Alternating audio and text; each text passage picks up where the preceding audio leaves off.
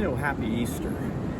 There are a number of accounts of what happened in the four Gospels.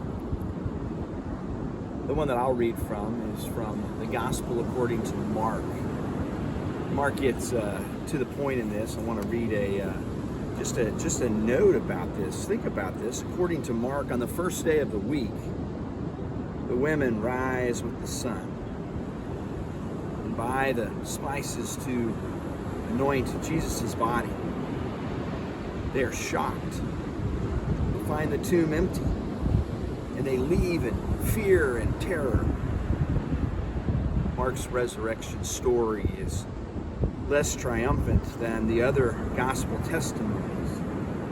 In Mark's version, we are reminded that Easter comes to us again and again, even if we don't know what to make of God's resurrection ways.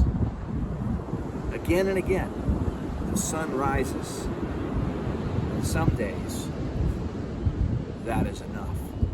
And hear these words as I read them from Mark's Gospel, chapter 16, verses 1 through 8. Hear this from God's Word. When the Sabbath was over, Mary Magdalene and Mary, the mother of James, Salome, they bought spices so that they might go and anoint him. And early on the first day of the week, when the sun had risen, they went to the tomb, and they had been saying to one another, "Who will roll the stone away for us from the entrance to the tomb?" When they looked up, they saw the stone, which was very large, had already been rolled back. As they entered the tomb, they saw a young man dressed in a white robe, sitting on the right side, and they were alarmed. But he said to them, "Do not be alarmed. You are looking for Jesus of Nazareth, who was crucified. He has been raised. He is not here. Look, there is the place they laid him. But go, tell his disciples and Peter that he is going ahead of you to Galilee. There you will see him, just as he told you." So they went. They went out and fled from the tomb, for terror and amazement had seized them.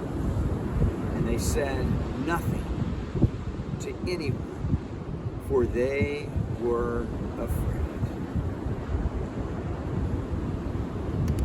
And all that had been commanded to them, they told briefly to those around Peter. And afterward, Jesus himself sent out through them from the east to the west the sacred and the imperishable proclamation of eternal salvation. Friends, this is God's word for God's people this day. Thanks be to God.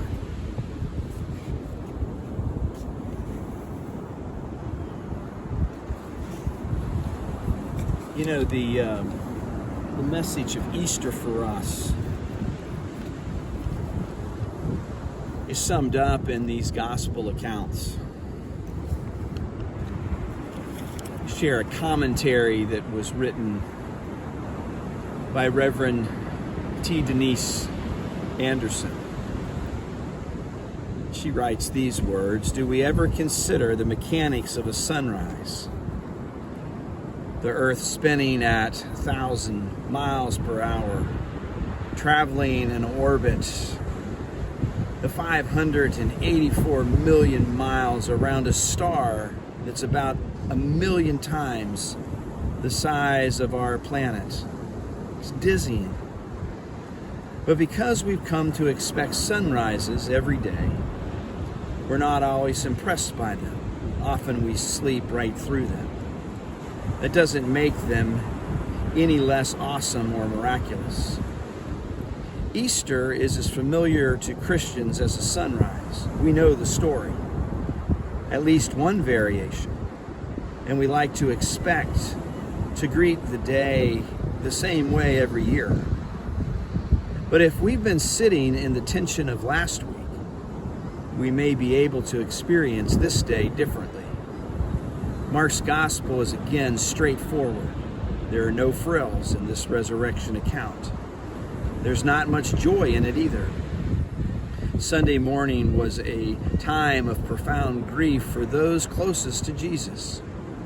Consider those first few days after you've lost someone, and the liminality between their death and the funeral. There's no closure yet. And mornings are reminders that the nightmare is real. It's hard to imagine how you'll face the day. Friday's terror gives way to new terror as the women arrive to find the stone removed and a strange young man with an outlandish story. Remember that nothing about this sight is recognizable to them. This isn't comforting. They run away terrified, unable to even speak of what they saw.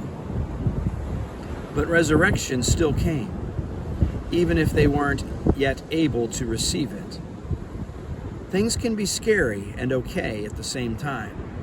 Again and again, the sun rises on a new day, often without embrace or acknowledgement. The same is true of resurrection. Whether or not we discern what's happening, God is literally and figuratively turning the world around.